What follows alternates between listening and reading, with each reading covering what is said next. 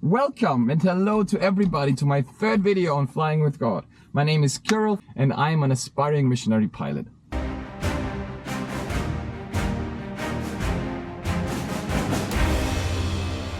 Flying with God. I have bad news today, unfortunately, and that is that we won't fly today, because even though I'm sitting in a plane and even though I'm ready to take it off, but I just flew, I'm coming back from a flight. But I have something else planned with you today, and I have planned to show you what I'm doing, or to show you how to prep this plane. It's a Cessna 172, it's the most produced plane in the world, and it's a beginner plane. It's like when you start flying, it's the plane you start to fly with. Right now I'm in my commercial pilot's license training. I need that to go and be a missionary pilot. And my next chapter is my practice training, which maybe I'll do in October, maybe I'll be doing missions. Stay tuned and find out. I feel like a real YouTuber now. It's really weird. Anyhow, I'm sweating on another level. I don't know if you guys see it. Like on both sides, it's like a living sauna in here. Let me be quick.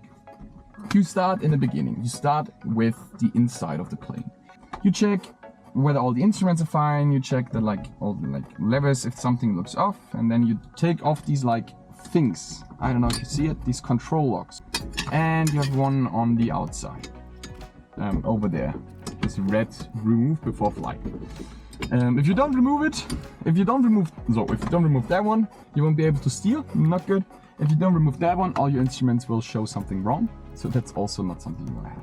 Quick side note, every pilot has its own flow. So if you've asked 10 pilots, probably they all tell you a different flow or different order of things.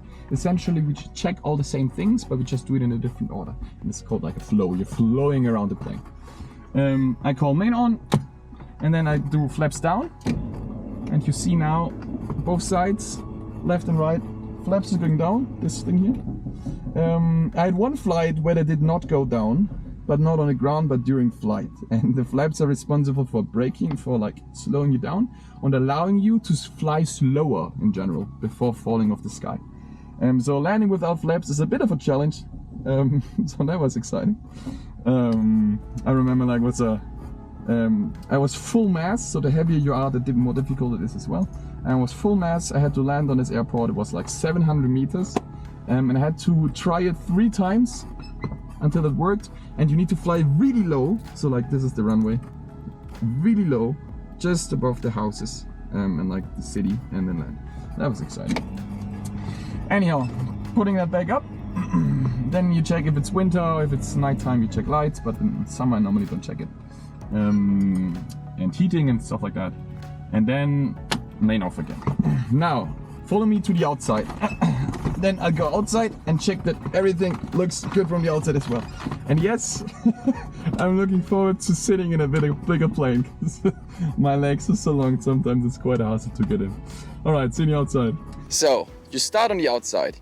You check that the general appearance looks good. If something's crooked, if a tire is missing, that's when you would get alarm bells going off in your brain.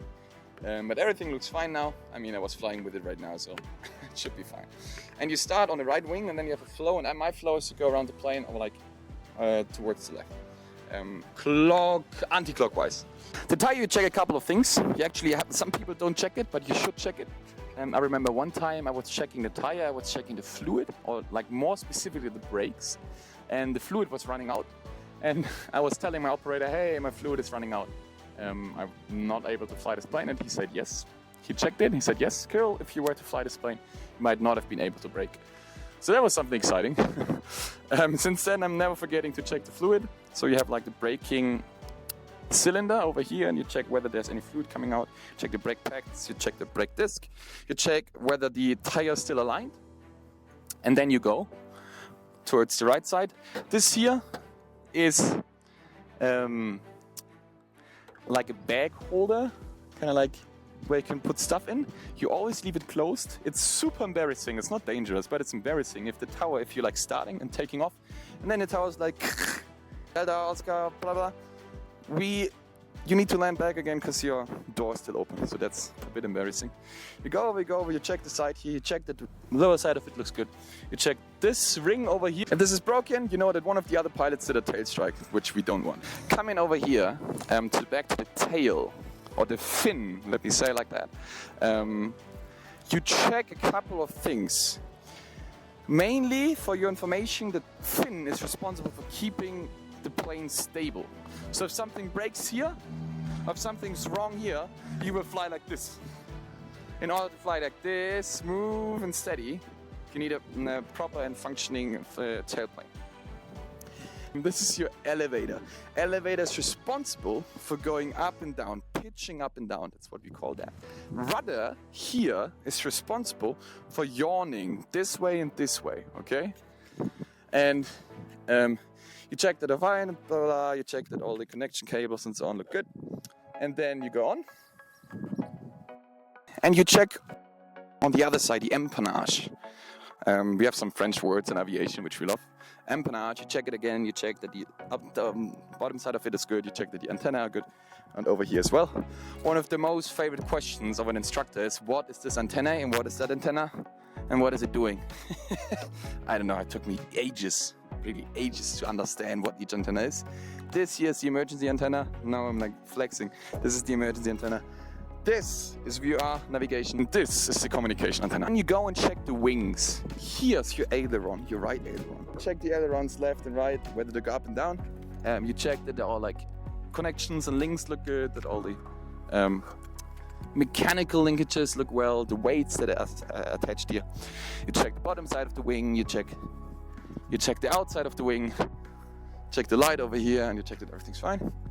You check the struts. After you've checked the wing, the right wing, you check the front. This is where your engine lives. It's super hot right now. Oh. Oops. You check oil. Over here, I'm not gonna take it out now because I'm gonna burn my hand because it just flew. You check the engine cowl. You check that everything looks good. You check like there's some veins and stuff like that where air can get into the cockpit. You check the prop. You check if you see anything that should be there. You check lights, you check filters for air and so on. And you come to the left wing, and here are two important things. You know, I'm not going too much into detail, but these two maybe I can say. This is a static vane, a static port. Look, someone's landing. Well, at least you get some plane action by seeing other people land if I'm not the one landing. Static vane is responsible for getting static pressure. Pitot vane is responsible for getting dynamic pressure. Those two show you all, like, feed all your instruments, like your airspeed indicator, your altimeter, stuff like that, and give you information. Then you do the same for the left wing. You check ailerons and so on, and then you're done. Then you're coming back to the cockpit, and you're letting your passengers board the plane. That's it for me today. Thanks guys for watching. A quick outlook how it's gonna continue. So I finished my theory exam right now for those that are interested. I finished my ATPL, which is the highest pilot license theory credit, and now I'm ready to do my commercial pilot's license, the practical part.